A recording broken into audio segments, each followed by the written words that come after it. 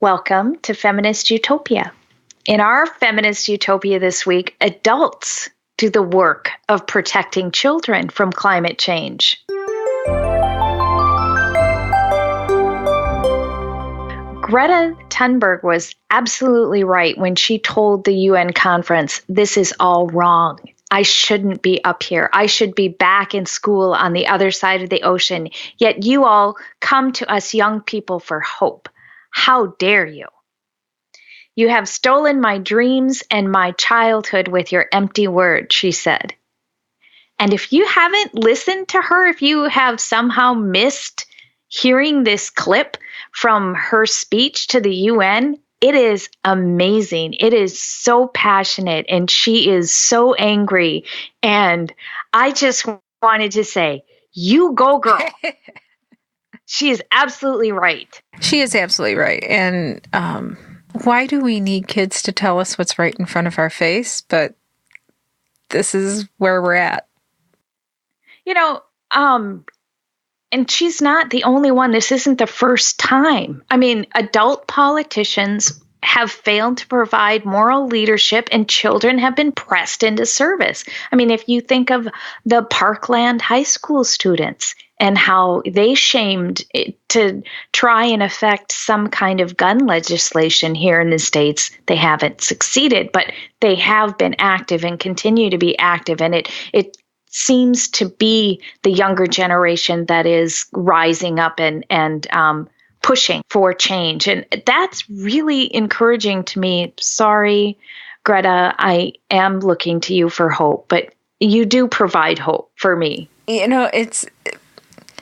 I look at my own teenager and his concerns in my 20-year-old also is far more about climate change than a lot of other things. And I think when we dismiss kids like Greta and the other activists, young women activists we're going to talk about, that we do so because we are trying to protect ourselves from our responsibility, but also our own fears.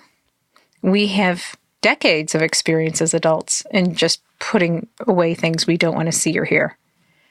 Mm-hmm. And these kids do not, and they are concerned that when they're not even going. My oldest, Ben, he is concerned that the earth will collapse by the time he is 50 and there will be no more humans. He is worried about extinction level events. And that's really tough. Yes. Because you can't reassure him and say, oh, that won't happen, because we know that is going to happen. Yes. And eventually, I mean, I don't know when, but. Well, didn't we? Well, but we grew up with nuclear war. And I remember having nuclear drills. And I remember my dad saying, well, that's not going to help. We were living on a military base at the time. He goes, we're probably a first strike target. Well, I lived in North Dakota, too, where the missiles were actually. So we were a first strike place, too. And I remember thinking, well, there's nothing that we can do. And even, and I remember in the 80s, there was The Day After movie on ABC. But then there was this young girl, I'm drawing a blank on her name, who wrote to Yuri Andropov. And because here it was, a young 14-year-old girl concerned about annihilation. And she was my age. And that inspired me to get concerned. And because I was worried about it. My parents were like, it'll happen and we'll probably die in the first strike, so we won't even know. And I see this happening again now with Greta and these other young women that we're going to talk about. And tying it back to Greta, take it back to Greta instead of talking about nuclear war. She recently spoke at the UN along with other activists, and she lectures the adults. She did it to the American Congress. She did it to the European Economic and Social Committee. She's telling them, why aren't you reading the reports? Why aren't, listen to the scientists. Yes. And she did it because she when she was younger, she got depressed about it, and people discuss this as a fault of her neurodiversity. She's on the autism spectrum, but she fell into a black hole of depression when she's 11. To the point where she stopped eating and lost weight, and she looks younger than her age because of the developmental delays as a result of this illness. Yeah. And, we'll get into how people dismiss her because of her autism and the ableism involved in that. It's stunning to me that they keep saying, well, why is she trying to tell the adults how to live? Well, that isn't what any of these young people are asking for. No, they're asking for the opportunity to live themselves. Yes. Oh, that's a very nice way of putting it. I like that. Yeah. One of the things before we leave Greta is she's really specific about not and conscientious about not getting into specific policy details. And I think that that's really smart, and she's doing that on purpose, because once you start saying, oh, we should cut our greenhouse gas emissions by blah, blah, blah, and then people pick apart, well, that can't happen, and how are you going to make that happen? And it takes the conversation away from the seriousness of climate change and gets into the minutia of how to do it. And she's very much just ringing the loud bell and saying, we need to do something. It's up to you adults to figure out what you're going to do. I'm not going to tell you what to do, but we have to do something. So I think that she's really smart about that, and that she should be listened to because of that too. Instead of dismissed. Yeah. And told that she needs to learn to stay in her own place. Yeah. But there are a lot of other youth climate activists. One of them is Jamie Margolin, and she's a 17-year-old and co-founded the 0 Hour movement, which is a youth-led call for climate action. And she spoke with Congress too, and echoed Greta in saying, the fact that you're staring at a panel of young people testifying before you today, pleading for a livable earth, should not fill you with pride. It should fill you with shame. Yes. And this is a 17-year-old talking to Congress, shaming them. And Greta is shaming Congress, and we have not had a lot of shame in our political system. I mean, obviously our president has no shame. None. And we're recording this on a Sunday morning, and I've already set to record Face the Press because I want to see what's coming out about the second whistleblower report. But anyway. Another climate change activist is Artemisa Xakriaba. Okay. She is 19 years old, and she is from the Xakriaba people in Brazil. And she spoke in New York during the Climate Week they had in September, representing indigenous and traditional communities from the Global Alliance of Territorial Communities. And her call to action is about the Amazon and how it is literally on fire. And she says that she is fighting for our lives. I mean, she's fighting for her life, but she's also fighting for our lives, because the burning of the Amazon affects all of us. Yes, and the acceptance of the burning of the Amazon is a sign of how, yet again, the alleged grown-ups in charge, the alleged smart people, the alleged leaders are thinking of what I don't know, but it's not about the fact that even rich people can't manufacture oxygen out of thin air. Right. And especially for an indigenous person in Brazil, it's dangerous to speak out. She is literally risking her life by standing up and putting her face on this message. Right. They're being persecuted, threatened, murdered for trying to protect their own territories and land. Yes. It's incredible courage. Incredible. And it's interesting when she said, we're fighting for our lives, we're fighting for our sacred territory. But she also pointed out, we are being persecuted, threatened, and murdered only for protecting our own territories. And the burning of the Amazon was not accidental. It was done as a clearing process with the implicit support of the current Brazilian government. Mm-hmm. And it happened right after a Brazilian court ruled in favor of a local indigenous group that this was indeed their land. So what happened? Thugs come in and set it on fire and clear it. And it's not, the Amazon are not only the lungs of our planet, they're also the place where we get a lot of medicine from. Mm-hmm.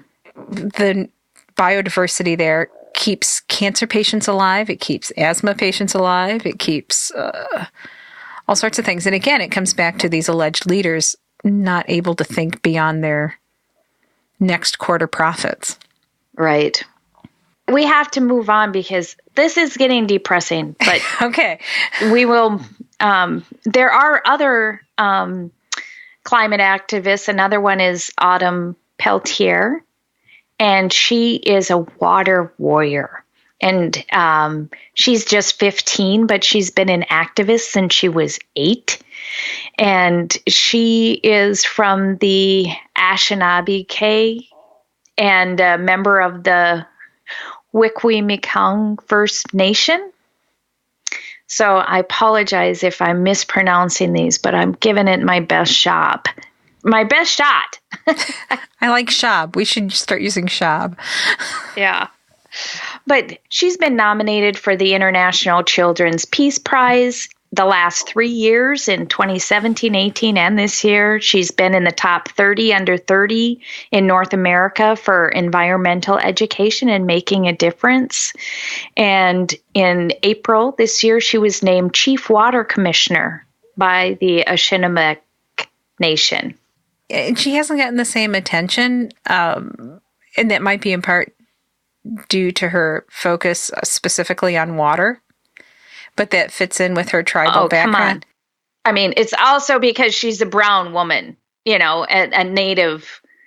Yeah, I definitely can see that too. I think that, especially in Canada, where she's from, there is a huge issue approaching American levels. I know I have this idealized version of Canada in my head where they're so much better than us in so many things. So... but it was reading about her was how I learned that, oh no, there's a similar issue in Canada that the Canadian government, and until she recently got some traction outside of Canada, started paying attention, and Justin Trudeau sat down with her and talked with her finally. And she's been literally doing this for years. And there's Isra Hershey, who is the daughter of Congresswoman Ilhan Omar. She also is a co-founder of the U.S. Youth Climate Strike, and she says the climate crisis is the fight of my generation, and it needs to be addressed urgently, which is true. And people have been ripping on her. They've been ripping on everybody. I guess I was, again, naively surprised that they would say, well, how does this young woman know anything about it? Her mom's a congresswoman. You think they don't talk about this stuff at home? Right. Although, she is her own person and has her own ideas. Yes. And I know that, through an article I read about Isra, that's important to her, that she not just be, Ilhan's daughter. She has her own accomplishments and is being recognized for her work in climate strike outside of her mother. And her mom doesn't have the same agenda. Her mom has been running and working on a different platform. And I'm not saying that Congresswoman Omar is not involved or concerned about climate change. I'm very certain that she is. She's part of the Green New Deal movement. But it's not her primary focus legislatively. I wonder what that's like at home. Mom, where? Yeah. But talking about the vitriol that these girls put up with. It is shocking. And I mean, when you think about Greta, it's coming from, world leaders. Yeah. Putin, Trump, even a member of the Canadian Parliament, Maxime Bernier, called her an alarmist and mentally unstable. Putin said that no one has explained to Greta that the modern world is complex. And Donald Trump was really sarcastic when he tweeted out that she seems like a very happy young girl looking forward to a bright and wonderful future. So nice to see. That was President Trump's tweet. And it was really cruel, to mock her distress. But she did a great clap back on that, though. She took that. She seems like a happy young girl I'm a happy young girl looking to a bright and wonderful future. And she put that in her Twitter bio. That's a very teenager response as a parent of one. Yeah, that's how they play. So, and the right wing commentators are even, I think, more vitriolic. Eric Erickson said, this child, and she is a child, has been scared, and her parents are letting her be controlled by that fear instead of telling her Jesus is going to make it all better. I don't know. And the Federalist, I'm very disappointed. The Federalist used to be a bunch of never Trumpers, and while I disagreed with them, they weren't a bunch of jerks. But Jonathan Tobin there said Thunberg has, quote, forced her parents to adopt a vegan diet and, quote, bullied her mother to give up her career because it involved air travel. So which is it? Either her parents are manipulating her. She's like Schrodinger's activist. And it's just really frustrating that she is being, they're not attacking her ideas. They're not attacking the science. They know that she's right, so they have to attack her person. Yes, and specifically calling her autism, her Asperger's, a mental illness, I find so tremendously offensive. It is indeed her superpower, and my oldest is on the spectrum. And you can't force them to have an interest. And most people on the spectrum, they either do or they don't. Can you force anybody to have an interest? I'd like to force my teenager to have an interest. I'm like my 15-year-old. He gets interested in stuff. He's completely neurotypical, and I can't get. I can make him do things, but I can't make him interested in things. So when he's interested in something, he's all in. And there's not much I can do. And I did read that Greta told her mom, I want you to give up your career as an opera singer because you're flying too much. And it was causing her distress. And if my kid was breaking down at the age of 11, I consider doing that yet. Yeah, and not talking and not eating. And yeah, I think I would too. And to keep in mind that all this BS directed at Greta for speaking at the UN conference. You know who else spoke at the UN conference? Jason Momoa, he of Aquaman. Oh, right. Did you hear anybody complaining about a Hollywood actor who played a water dude speaking at the conference, at the summit? I didn't know he was there. Well, there you go. I mean, nobody's going after Jason Momoa except a bunch of cougars. And they're not upset. Nobody's upset with him, an actor, for speaking up. But, this young woman, how dare she say to leaders, they need to step up. And it doesn't just happen in environmental activism. As you mentioned earlier, the Parkland kids. Right. Emma Gonzalez was called a skinhead lesbian by the pro-gun lobbyists after she called for gun control. I mean, it's reprehensible. One of the reasons why teenagers are they touch a nerve. They do. They definitely do, because they're in that unique moral position of, they're seeing the world from a more adult position, and they know that the world is a flawed place, but they don't bear any responsibility or blame for the dismal state of the world. And I think that's the unnerving part, because when a teenager comes up and puts in our face all of our failures by failing to act and failing to protect people, in our world from climate change, the first thing we want to do is be defensive and say, it's not my fault. And with the teenagers, it literally is not their fault. It is not their fault. And it's funny you say that, because going back to what I had said earlier about Greta shaming them, and I think that's part of the reason that world leaders are literally trying to tear her up, because how dare a teenager try to shame me? I am Vladimir Putin. I am Donald Trump. I am whoever. And how dare she? I do think, especially for young teen women, this isn't how they're supposed to be. They're supposed to be sexualized for my entertainment. They are not supposed to be speaking out and telling me I need to do better. Exactly. Yeah.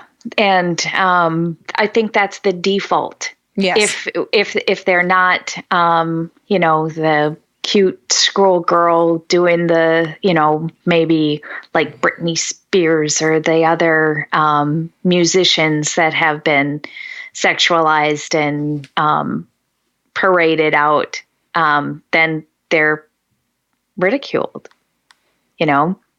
Ridiculed in a way that shows what happens when a woman especially steps out of line, out of what society expects from her. The whole Greta's mentally ill. How many generations have we been saying women are hysterical because of their uteruses? And it's all tied into this ancient misogyny too. Right. And it is up to us as adults, and particularly adult men who are old enough to know better, to stop measuring the worth of our young women on these outdated expectations that are designed to reduce women to sexual objects. And designed to increase the self-esteem of the men themselves. Every young girl's going to find me attractive, right? That's what Donald Trump goes around saying. It's the whole Jeffrey Epstein thing all over again. I'm just blanching because it's like, oh, please, I don't want to go down this road. Yes. We wanted to have this episode be more about the women, and here we are talking about the bad behavior of men again, and I want to get past that. So one little thing about Greta, I mean, she is really great. Did you hear about the helpline? They did this little commercial. It was produced by a comedian, Mark Humphreys from Australia. And it was a helpline for men, middle-aged men with an embarrassing problem, which was becoming irrationally angry at a Swedish girl who wants to save the planet. So it was a commercial of, a helpline for middle-aged men that they could, if you're a grown man who needs to yell at a child for some reason, the Greta Thunberg helpline is here to tolerate you. It's okay. I thought that was really funny. We understand that children acting like adults can make adults act like children. And that's a very truth. Yes, and she retweeted this, the link to the video, by saying there's help out there. That girl's drag game is strong. Oh yeah, she can throw shade like no one else. It's great to see. She needs to have these people around her and that support. And I know she was in Iowa City this weekend at a rally, and 3,000 people came out. And I think that she is getting the support that she needs. And I hope that the positive outweighs the negative. And I think it's time to talk about a call to action. Of course. And we can hopefully have some of the positives outweigh the negative. Yeah, the situation is dire, but I am so grateful that it is becoming a part of our public policy discussions and, the work that these young activists are doing is really valuable. So our call to action is to work in your own daily life, to be your own climate change activist. Yes. And you can do that in some really simple ways. And I know, Debbie, you've already started doing some of these things. Well, and it was kind of, I live in Seattle, and it's a very forward-thinking community in many ways. And they have done things at the legislative level, but more importantly, what I've seen and things I've adopted have been at the personal level. Everybody talks about Seattle straw ban and Seattle bag bans, and there's some issues with that due to ableism. But what's been really positive is doing things like taking my own reusable cup when I go to buy coffee. That's completely mainstream here. And to the point where I have a reusable Starbucks cup. But I don't go to Starbucks, and I didn't buy it at Starbucks. I bought it secondhand at Goodwill, and I take it into my local coffee place, and they put coffee in it. And the first time I was like, oh, are they going to say anything? And no, they were like, hey, you got a reusable cup. I give you a 10-cent discount. And it's easier here because and this is why we're encouraging you to do it. I saw somebody else do it, and that's how I got the idea. And so another thing I saw somebody do is I was out to eat, and I saw someone whip out their own container to put their leftovers in. Now, also in Seattle, there's a law that says at a restaurant, all to-go boxes have to be compostable or recyclable. So not only do I take my own container now to put leftovers in, I now, when I order food as takeout, I say, and I'll bring my own containers. And I saw somebody else do it again. And then I'm like, that's a great idea. And I'm reusing old Chinese food containers that I had when I lived in Texas 2 years ago. And I take them home and I put them in other containers and that are glass. And so I can warm them up in that, or I can eat them, or I take it home and put it on a plate. But it's these little things. So don't think you're not doing something when you do this. It is small, but when someone else sees you do it, then maybe they'll start doing it, because those things never occurred to me. And it is necessary to do these things in public because, I mean, if you are willing to make the personal sacrifices to do these small things that are visible, then maybe your our legislative bodies will say, okay, people maybe really do think this is important. Yes. Because sometimes things don't get passed, or, these Green New Deals are suggested and people dismiss it because they don't think their constituents want it, or because they don't see people making sacrifices in their own lives. Unless we show that we're making a difference in our personal behavior, people aren't going to think that it's important or that we're willing to make changes. So by doing these little tiny things like bringing your own silverware, or bringing your own grocery bags to the grocery store, you're signaling that this is important enough to you to make a change in your behavior. And maybe people further up the line that make the policies and make the laws are going to say, okay, we see this happening in our communities. Obviously, it's a priority. Maybe we better get on board with some of these things. Exactly. So I am very optimistic. I think there's a lot of hope. For the first time in a long time, I have hope about environmental change, climate change. It's becoming a mainstream discussion instead of some fringy weirdo stuff. And we're seeing people do stuff. Yes. By the way, I did hear that at that Iowa City climate strike conference that Greta went to, she drove there in a Tesla. So she came over on the boat that was zero emissions, and she's driving around the states in an electric zero emission car. So I think we're going to see a lot more people sacrificing in that area too, making a difference by buying a hybrid or cutting their gas use. And I bought a tree yesterday, so I'm be planting a tree. I walk so much and use public transport so much now, I haven't put fresh gas in my car for 2 months, so I went and put some. My gas tank wasn't empty, so I went and put some in because I was worried it was going to go old. Oh, that's great.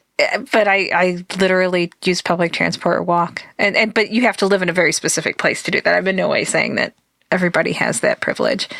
Yeah, it's not happening here in Houston for me. You know, in Houston, when I was walking from your house to a restaurant for lunch, I had 2 people stop and ask me in a period of 3 blocks if I needed a ride. Oh, really? That is bizarre. And I guess in my neighborhood, I can walk to the grocery store. I can walk to the pharmacy. We can walk to restaurants. And I do pretty much come home from work, park my car, and not go out again. So I have that privilege.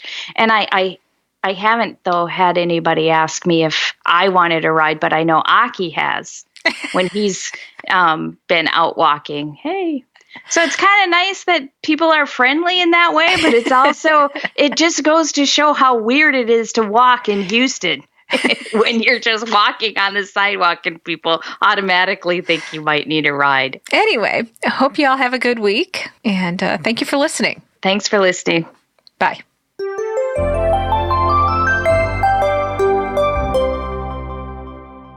Thank you so much for joining us today at Feminist Utopia. If you like our work, please give us a review on iTunes, Stitcher, or wherever you access our podcasts so others can find it as well. You may also become a Feminist Utopia patron at patreon.com to show your appreciation. Remember, patrons get perks. And check out our blog and other resources at our website, feministutopia.net. Email us your idea of what a feminist utopia would look like or any questions to info@feministutopia.net. We appreciate you taking the time to listen and grow with us. Feminist Utopia is created by Debbie Williams and Benita Malone.